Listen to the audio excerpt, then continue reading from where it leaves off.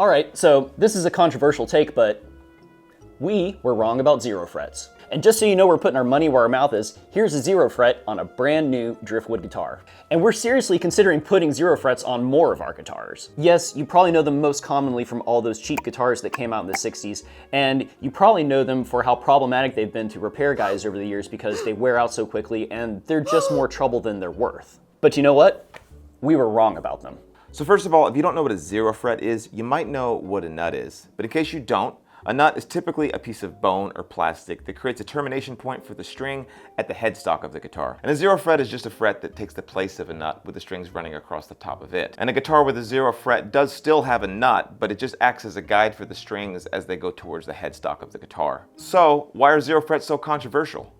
What are your thoughts on zero frets on guitars? Like whenever you see a zero fret on a guitar, what does it conjure up in your brain? Yeah, I guess it does feel like it's maybe cheaper, mass-produced guitar. Do you think you would have a tough time selling a guitar that has a zero fret on it? I think it becomes a lot tougher. It's like everything. Whatever everybody's used to for tradition is what they want to continue to buy. Would you put a zero fret on any of your guitars? No, because I learned how to slot nuts well. If you do a good job slotting a nut, then it prevents you from having multiple contact points, which introduces a lot more friction. So particularly if you're bending strings, like on an electric guitar, or using a trem or something like that, any additional points of friction where a string's got to drag past something is going to be a wear spot. Cause a little friction, cause some tuning instability, or less good return to normal pitch. All right, so Bob, what are your thoughts generally on zero frets? Like if you see a zero fret on a guitar, what does it conjure in your mind? Well, usually my first thought is like, oh, that's like an early, guitar made in Asia, probably Japan. In the wide history of Taylor guitars, has there ever been a zero fret on a Taylor? There's never been a zero fret, but for a long time I made nuts that had a piece of brass on the front of it because I went through a stage thinking that the tone of that open string might sound better if it was more metallic.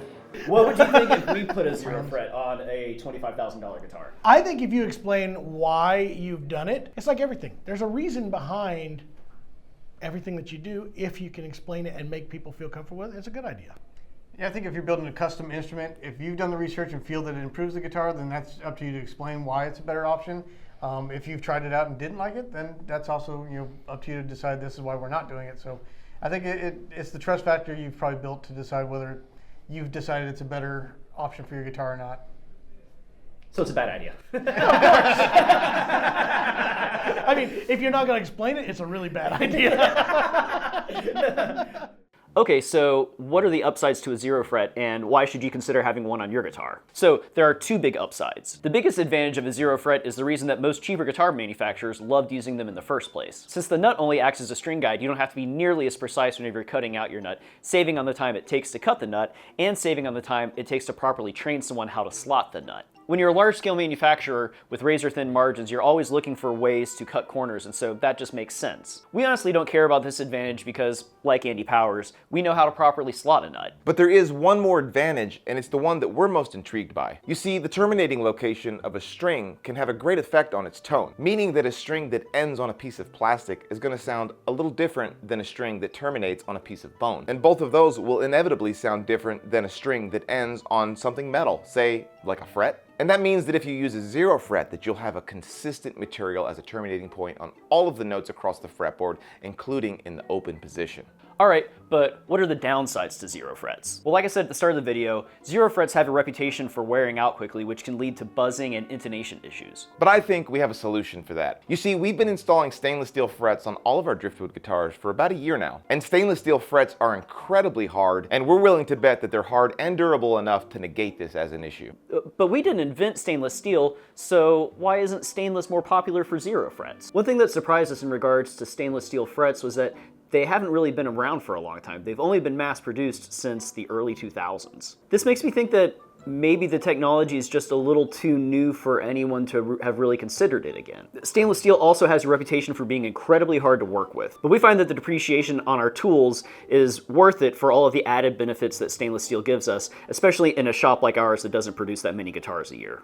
And I want to take a second to address Andy Powers' concerns. First of all, Andy Powers is a giant in the luthier world. As the current CEO of Taylor Guitars, he's technically produced more guitars in the time that it's taking us to make this video than I'll probably build in my lifetime. I think he's absolutely right in saying that a zero fret makes it so that there's just one more contact point for the string to go across. But respectfully, I think his argument doesn't really take stainless steel frets into consideration. I honestly wish we could have asked him some more questions about this, but we really didn't want to waste his time. But my thoughts on this subject are this. Stainless steel inherently is incredibly smooth and is very glass-like, and the string goes across it with basically no friction whatsoever. So that's one contact point.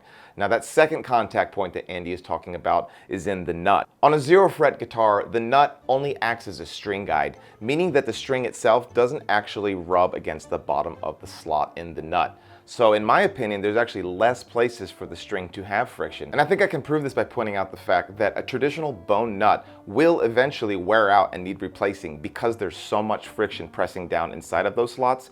And on a zero fret guitar, the nut will basically never wear out because there's so little friction happening inside of that slot. So it's definitely food for thought. And one final advantage to the zero fret, and one that I don't think I see people talking about too very often, setups.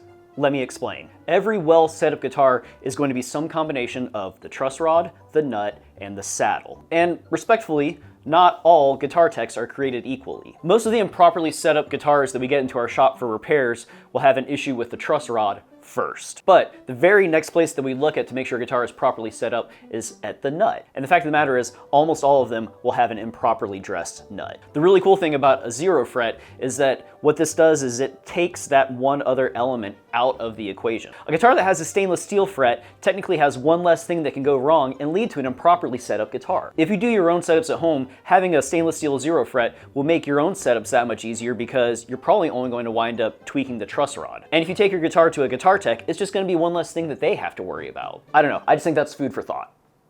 I personally like zero frets. I feel like it's an underutilized feature in guitar building these days. I've only built a couple of instruments with zero frets, but the continuity of sound between the open string and a fretted note, taking the bar down a little bit on how difficult it is to get your action exactly right, measured at the first fret. Ideally, the nut is a continuation of the fretboard and the plane of the top of the frets, So if you have that zero fret, you get that opportunity to just really dial that in. So yeah, I think zero frets are a good thing and frankly underutilized in lutherie. Would you consider putting a zero fret on a guitar? Sure, I would. Yeah? Yeah, I'm not opposed to doing it. I haven't done it on any of my instruments thus far, but essentially I'm okay with it. What do you think about people that say that zero frets really only belong on cheap guitars? Ooh, they used to say the same thing about pinless bridges. People have their own prerogative as to what is quality and what is considered cheap. And I think, especially for builders like myself, it's sort of our responsibility to move forward the direction of the guitar and show people it doesn't need to be a cheap thing. The same with pinless bridges. Right. A lot of guitars coming out of Asia ended up coming with pinless bridges on them, and so people get the idea that, oh, this is a cheap thing. Well, no, it's just what they want to do and it's easier for them. Right. And the same with something like a zero fret. It doesn't mean it's a cheap guitar.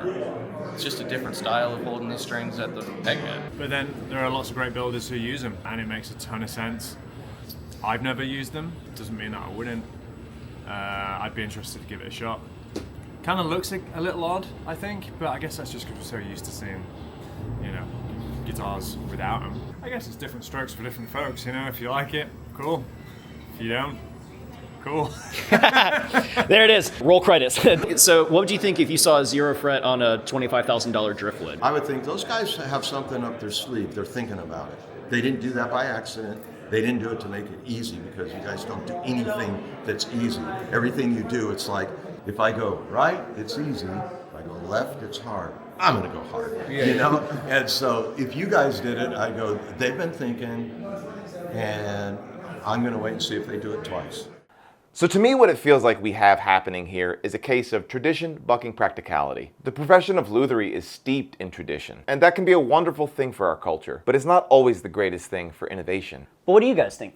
Would you ever consider having a stainless steel zero fret on one of your guitars? Here at Driftwood, we're constantly trying to think of ways to make our guitars better, and I think Chris and I both agree that this is something that's worth swimming upstream and fighting for. So I guess we'll just have to see what the market decides, because if we make a guitar with a zero fret and it never sells, then yeah, we won't be making many more of them. Hey, Rhett Shull, what are your thoughts on zero frets? Who let you in this Airbnb?